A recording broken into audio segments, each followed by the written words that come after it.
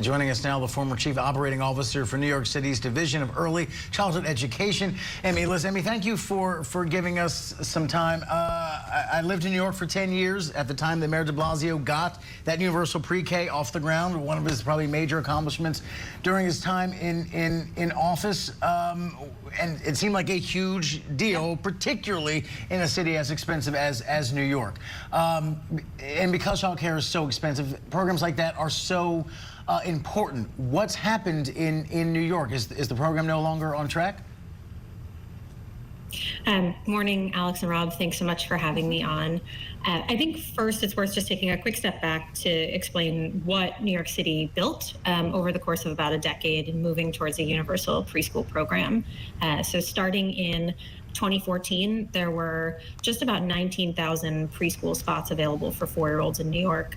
And the de Blasio administration worked over a pretty rapid time period to expand that to serve nearly 70,000 4-year-olds in a full-day, high-quality pre-K program. Starting in 2017, the city began expanding that initiative to serve all 3-year-olds as well in an initiative called 3K.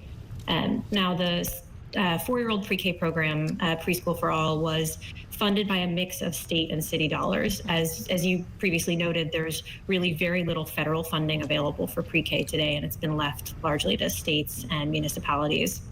And when the city started to expand its program for 3-year-olds, the city relied on almost exclusively city funds and always forecast that there would be a need for state and federal money to come in to really bring that program to scale.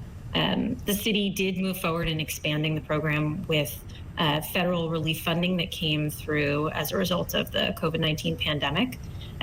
But we've seen more recently that without a sort of stable federal funding stream, without any additional funds outside the city to support that program, the current mayoral administration has pulled back on some of those expansion plans. I think in terms of some of the particular challenges that New York has faced, some of the operational challenges in managing that program, ultimately, running municipal preschool programs is incredibly complex. New York City's program serves about 100,000 kids in over 2,000 schools, child care centers, and home-based child care programs, and does that with a mix of many different funding streams, which requires just incredible administrative management. There was a lot of staff turnover and staff change with an administration change and coming out of the pandemic. And I think the real message for leaders of other preschool programs and for folks considering this at the city, state, and federal level is that you really can't ignore the operational complexity of managing programs like this. And is that really what you believe federal lawmakers need to understand a little bit better to actually get a grip on the core issues here when it comes to the lack of federal funding and what can be done to improve it? I think at the federal level, there have been attempts over time to try and move forward with some sort of preschool policy, and they've all sort of fallen apart. I think there's lots of different reasons, many of them political, but fundamentally, I think what folks need to understand is that preschool is one of the best investments that government can make. The meaningful effect on children's long-term development, on parents' ability to participate in the workforce and the economy, and on local economies itself is tremendous. There is a $10 to $16 return on investment for every dollar spent on pre-K. And there is really broad political support for this. All across the country, voters of sort of every political affiliation support the idea of putting more public funding into preschool education. And we see that in cities and states all across the country. Voters are acting with their feet and signing on to increase taxes and other measures in order to get preschool into their communities.